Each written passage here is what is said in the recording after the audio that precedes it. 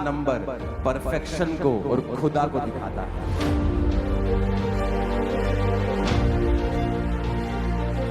Bible का एक एक वर्ड एक भविष्यवाणी,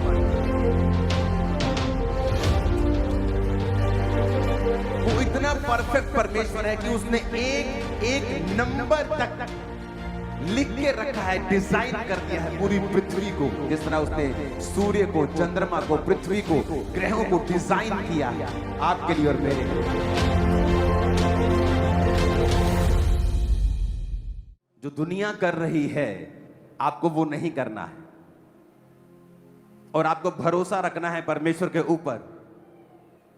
मैं अपने लोगों से एक बात बोलता हूं जो क्रिश्चियंस हैं, जब वो मैसेज करते हैं मुझे मेरे पे बहुत कर्जा है, मैं बहुत दुखी हूं, अपने कर्जदारों को, जो अपने देनदारों को, जिनको आपने देना है, उनका फोन का कभी वेट मत करो, खुद फोन करो। चाहे तुम्हारे पास पैसा है चाहे नहीं है, खुद फोन करो, बताओ कि भाई साहब मेरे पास अभी पैसा नहीं है लेकिन मेरे दिल में वो चीजें हैं, मैं जल्दी आपको दे दूंगा। आपके ऊपर 1 लाख का कर्जा है और आपकी किस्त 5,000 है, आपके पास 5,000 नहीं है, 500 है तो 500 भेजो। अपना हार्ट परमेश्वर के सामने शो करो कि आप उस कर्जे से आजाद होना चाहते हैं, और आप फाइट करेंगे उन चीजों से। और सडनली आप क्या देखेंगे कि परमेश्वर ने आपकी इनकम को बढ़ा दिया है, सडनली कोई ब्रेक थ्रू आपको मिल गया है, सडनली कोई रास्ता आपके लिए ओपन हो गया है।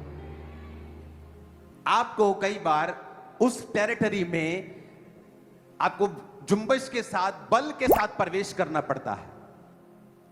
आप वेट कर रहे हैं कब मेरे पास 10 लाख का कर्जा है, कब मेरे पास 50,000, 10,000, 20,000 किस्त देने को हो मैं दूं।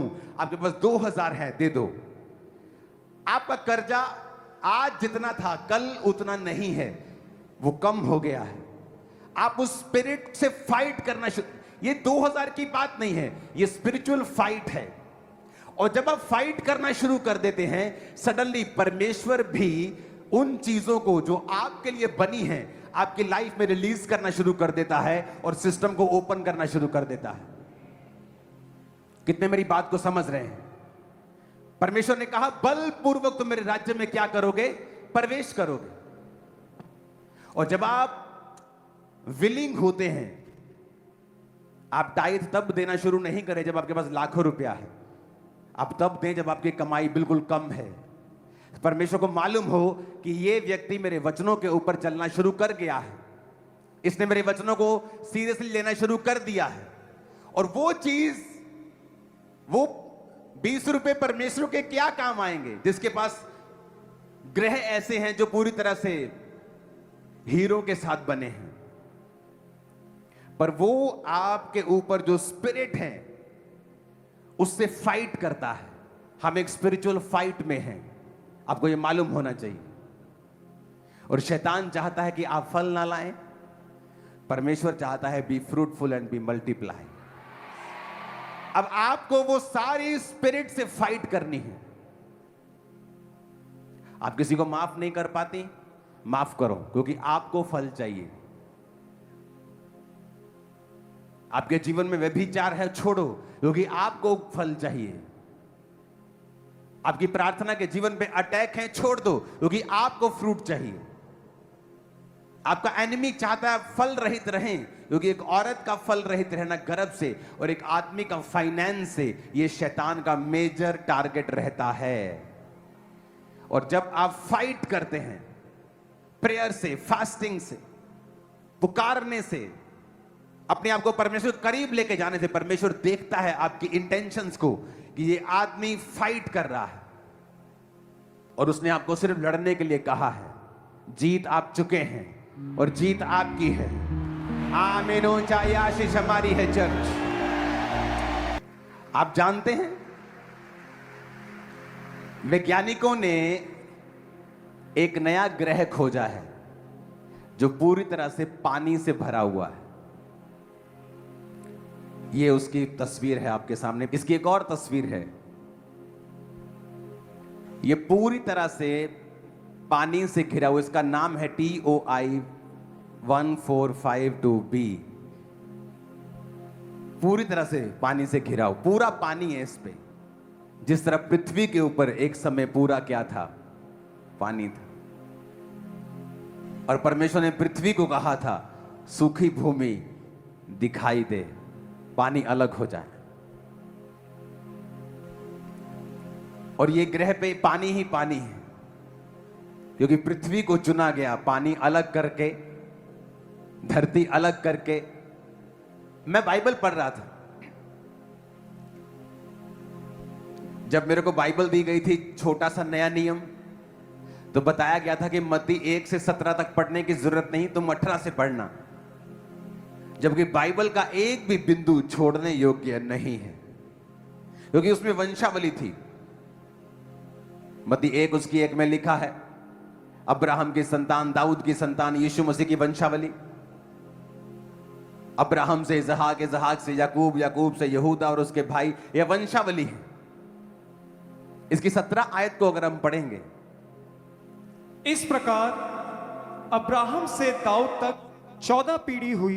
दाऊद से बेबीलोन को बंदी तक पहुंचाए जाने तक 14, बंदी होकर बेबीलोन को पहुंचाए जाने के समय के बाद मसीह तक 14 पीढ़ी। 14 पीढ़ी, 14। आपको लगता है ये इत्तेफाक है? 7 दिन में परमेश्वर ने सब कुछ बनाया, इंक्लूडिंग रेस्ट। ओके, 6 दिन बनाया और 7वें दिन रेस्ट की। आदमी को 6ठे दिन बनाया, क्योंकि वो 7वें दिन नहीं बनाया जा सकता, क्योंकि 7 नंबर परफेक्शन को और खुदा को दिखाता है। प्रकाशित वाक्य में आप 7 नंबर को सिर्फ क्राइस्ट के लिए प्रयोग होता देखते हैं। प्रकाशित वाक्य में 7 बार क्राइस्ट का जिक्र है, 7 टाइम्स। 7 दीवटें, 7 आत्माएं, 7 स्पिरिट्स। और आदमी को 6ठे दिन इसलिए बनाया गया क्योंकि 6 नंबर 7 के बिल्कुल करीब है। आदमी परमेश्वर के सबसे करीब, सबसे हूबहू उसके जैसा बनाया गया। पूरा वो परमेश्वर नहीं है, इसलिए 7वें दिन नहीं, 6ठे दिन बनाया गया। बाइबल का एक एक वर्ड एक भविष्यवाणी है। हमें लगता है कि परमेश्वर ये मेरी शादी की चिंता करता है क्या? इमेजिन करो, परमेश्वर जानता था कि अब्राहम से लेके दाऊद तक 14 पीढ़ी होंगे। उनकी शादियां किनके कंट्रोल में थी? परमेश्वर के। उनके बच्चे होना किनके कंट्रोल में था? परमेश्वर के। याकूब के 12 बच्चे होंगे, क्योंकि 12 का मतलब है गवर्नेंस। जब 12 शब्द आता है तो क्या आता है? गवर्नेंस। चेले कितने चुने? 12। जब एक चेला मर गया तो उन्होंने कहा जो प्रभु ने 12 ठहराए हैं, हम वो 12 इधर उधर नहीं करेंगे, 10 नहीं करेंगे, 13 नहीं करेंगे, 21 नहीं करेंगे। एक चेला और चुन लिया गया। कितने कर दिए गए? फिर से 12।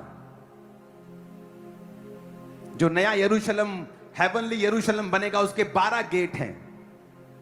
जो ऊपर भीड़ दिखाई दे रही है 1,44,000 की, 12 इंटू 12,000। आपको क्या लगता है कि यह इत्तेफाक है? वो इतना परफेक्ट परमेश्वर है कि उसने एक एक नंबर तक लिख के रखा है, डिजाइन कर दिया है पूरी पृथ्वी को। जिस तरह उसने सूर्य को, चंद्रमा को, पृथ्वी को, ग्रहों को डिजाइन किया है आपके लिए और मेरे लिए। कितने मेरी बात को समझ रहे हैं? जीसस ने कहा 70 बार माफ कर, उसमें भी 7 आपको मिलेगा। यीशु मसीह ने सब्त के दिन अपनी पूरी लाइफ में सिर्फ 7 मिरेकल किए हैं, जो सिर्फ सब्त के दिन किए थे। 7 मिरेकल्स। रेवलेशन में सिर्फ 7 बार क्राइस्ट जीसस का जिक्र आएगा। 7 आत्माएं हैं, 7 स्पिरिट्स हैं, 7 ही दीवट हैं। आपको लगता है ये इत्तेफाक है? वो माइन्यूट, वो ऐसा परमेश्वर है, आपका दिमाग हिल जाएगा जिस दिन आप बाइबल समझ गए। मैं आपको बता रहा हूं। नए यरूशलेम में, विजन ऑफ हेवन में 12 गेट्स हैं, 12 फाउंडेशंस हैं। 7 दिनों का उसने हफ्ता बनाया। रेनबो में कितने कलर्स होते हैं? नामान को कितनी बार डुबकी लगाने के लिए बोला? यरीहो की दीवार को गिराने से पहले उन्होंने कितनी बार, कितने दिन चक्कर लगाए? आपको लगता है ये इत्तेफाक है? 7 मतलब परफेक्ट, 7 मतलब खुदा का नंबर। और अगर आप बाइबल को ध्यान से पढ़ेंगे तो वो हमसे बात करता आया है। बाइबल का एक एक वर्ड, अगर आप साइंटिस्ट, जब वो डीप साइंस में चले जाते हैं, क्रिश्चियन बन जाते हैं। अब ये मैंने थोड़ी खोजा है, ये तो मैं साइंस की बात कर रही हूं। ये ग्रे, मैंने दूसरी फोटो दिखाना, ये पूरी तरह से पानी से ढका हुआ है।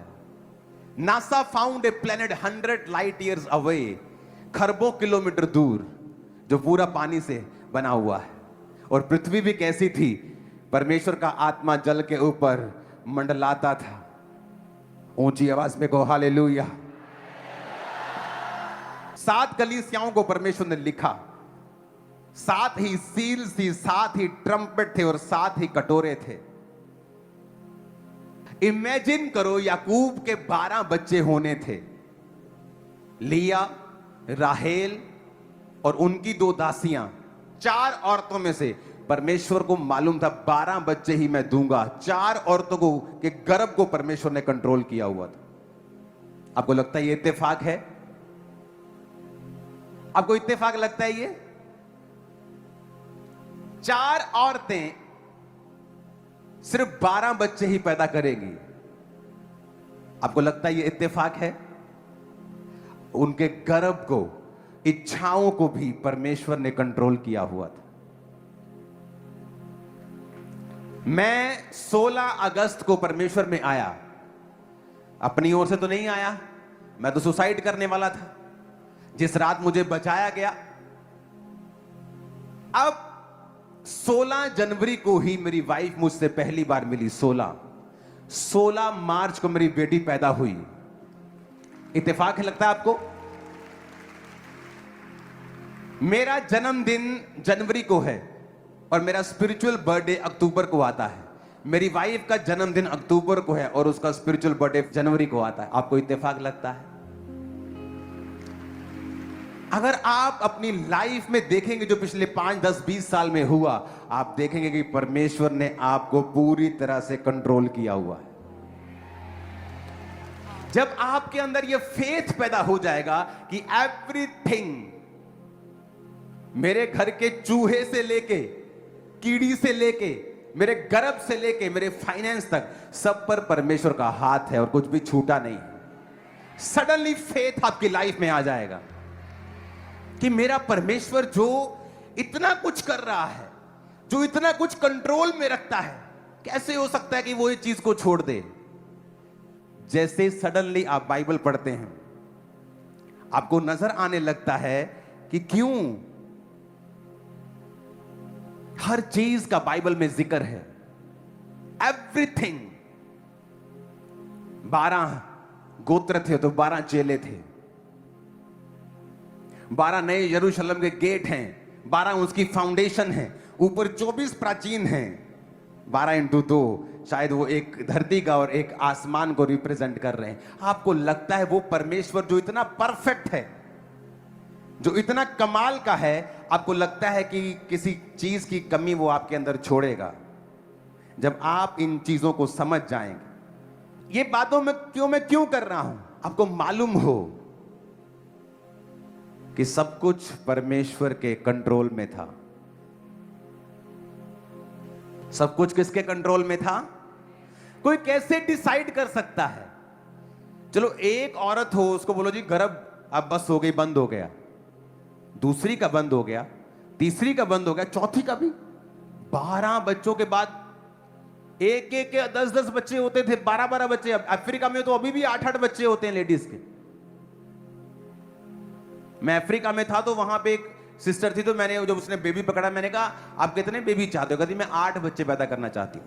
उनके वो स्पिरिट, उनके ट्रेडिशन में है, ज्यादा बच्चे चाहिए उनको अच्छा लगता है ज्यादा बच्चे। अभी भी वहां 8-8, 10-10 बच्चे पैदा होते हैं एक औरत के। तो ऐसा क्या हो गया कि 12 के बाद सब चारों स्टॉप हो गई जनना?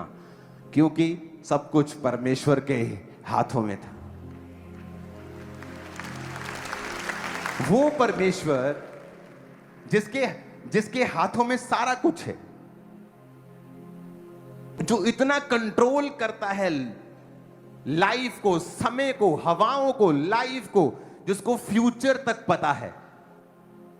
एक आदमी ने बाइबल का चार्ट बनाया, जिसने पुराने नियम से नए नियम, नए नियम से पुराने नियम, जब उसने उस चार्ट को बनाया तो पूरा गोल चार्ट बना, क्योंकि वो सब एक दूसरे से लिंक करने लग गई थी।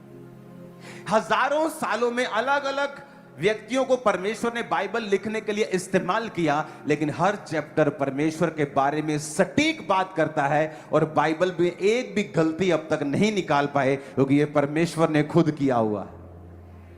इमेजिन करो, मैं आपको क्यों ये बता रहा हूं कि आपको मालूम हो कि आपकी लाइफ और गर्भ और सब चीजें किसके हाथ में हैं। ह्यूमन सेल, आदमी का सेल ऐसे दिखता है, देखो। अगर आप इसे बहुत डिटेल में चले जाएंगे, दूसरी फोटोज दिखाना, ये ह्यूमन सेल है। आदमी के अंदर पता है ना, कैंसर सेल होते हैं, दूसरे सेल, ये आदमी का सेल है। वो जो दिखता नहीं है, वो जो माइक्रोस्कोप से भी इतना डिटेल में नहीं दिखता होगा, उसको परमेश्वर ने इतना सुंदर बनाया है। आपकी लाइफ का वो कैसे सुंदर नहीं करेगा, बताओ।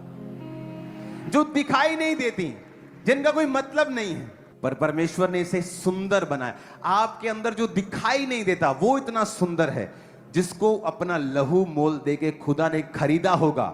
आपको क्या लगता है क्या हाल करेगा वो आपका? जस्ट हमें समझने की जरूरत है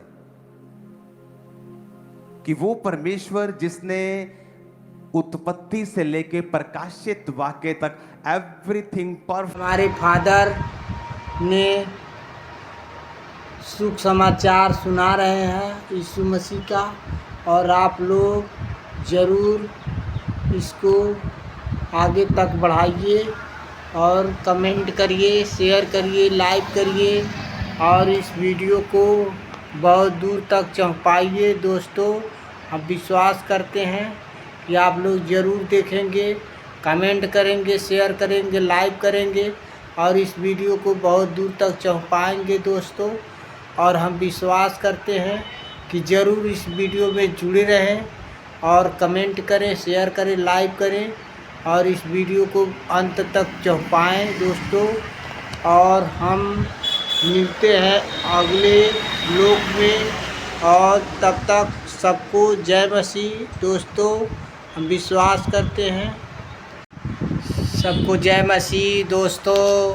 कमेंट करिए, शेयर करिए, लाइक करिए, और हमारे दास ने वचन सुना रहे हैं, आप लोग देखिए और समझिए, सुनिए, और कमेंट करिए, शेयर करिए, लाइक करिए, और इस वीडियो को बहुत दूर तक पहुंचाइए दोस्तों। हम विश्वास करते हैं कि आप लोग प्रभु में बने रहें और बहुत दूर तक पहुंचाएं। आप लोग प्रभु का ज़रूर शुभ समाचार सुनाएं, और कमेंट करें, शेयर करें, लाइक करें, और इस वीडियो को बहुत दूर तक पहुंचाएं। सबको जय मसीह दोस्तों। हम विश्वास करते हैं कि आप लोग जहाँ होंगे बहुत अच्छे होंगे, मस्त होंगे, और दोस्तों इस वीडियो को बहुत दूर तक आप लोग पहुंचा चुके होंगे। सबको जय मसीह।